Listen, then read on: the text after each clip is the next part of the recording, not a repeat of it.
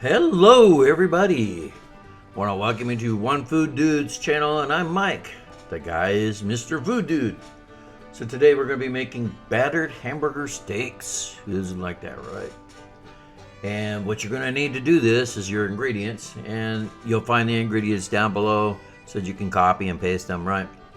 1 pound of 80/20 ground beef, half teaspoon of salt, half teaspoon of black powder, package of dry or shake on type steak seasoning, dry Hidden Valley ranch seasoning. You can get that in the packets, like where the gravies and stuff are. You're going to need an egg, and you need to break the egg in a bowl, and you need to mix it all up, okay? Because this is going to be your egg wash to dip your hamburgers in. Then you're going to need another bigger container with a lot of the self-rising white flour, right? Whatever brand you choose, just make sure it's self-rising, right?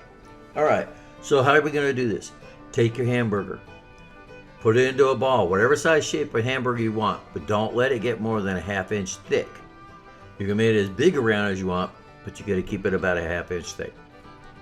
All right, so you shape your patty, use your thumbs to kind of pinch it. If you got little cracks around it, make sure that this thing is smooth. Slap it in your hands a bunch of times, and what that does is it forces the fat to move into those little cracks, and it helps try to keep it together so it doesn't fall apart in the frying pan.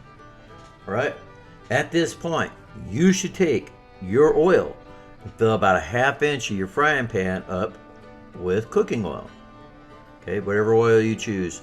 I prefer olive oil, but corn oil works just as good, or whatever you feel comfortable with. Right, set it at low to medium heat. Right, and while everything else is sitting over there, I want you to pay attention to your oil. Take a wooden spoon or something made of wood, anything that's not painted, of course, and put it inside the oil, occasionally checking to see if it starts to bubble. As soon as that you get little bubbles around the head of your spoon, that's when your oil is ready to cook with. If for some reason you didn't catch it in time and you got some smoke coming off the top of the oil, that means your oil got too hot. This way you don't have to worry about having a thermometer to check it exactly and all. This is how you can tell. This is how professional chefs check, okay? You know it's at the right temp because. So once you get that boiling, you got that oil going, you might want to turn it down just a tiny bit, not a lot, because you're now going to start putting your hamburgers in there, and oil tends to get hot if it sits alone without anything in there. So take your hamburgers, you shape them into the patties. Before you do anything else, in the middle of your patty, take your knuckle and push into the center. You're like, why would I want to do that? Simple, because once you push it into the middle, it prevents it from swelling up real fat in the middle when it starts to cook.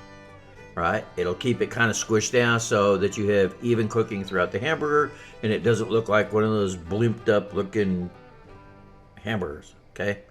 Yeah, don't like that. All right. So take your hamburger. Now that you get the dent in it, go over, run the egg all over it. Make sure that thing's coated real good with egg. More is better. Take the egg covered hamburger, put it in the self-rising white flour. Just sit it in there, and then take your hands and push more flour over the top of it, so that way you're not touching it as much. And then pack it down on this. You want a good coating of flour. As soon as you get that done, take the hamburger out, put it in the frying pan. Okay? Same thing for however many other hamburgers you got. You cook it, run it about 4 minutes for each side, 5 minutes. And then turn it 4 or 5 minutes, right?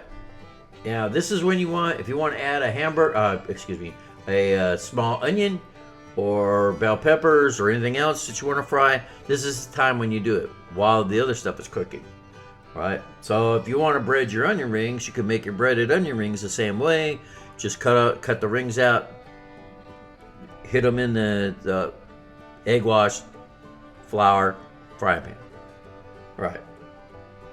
As long as everything cooks, you should have everything ready to go. Thanks for watching our video, and you have a good day. Please subscribe and hit the like button. I greatly appreciate it. Bye-bye.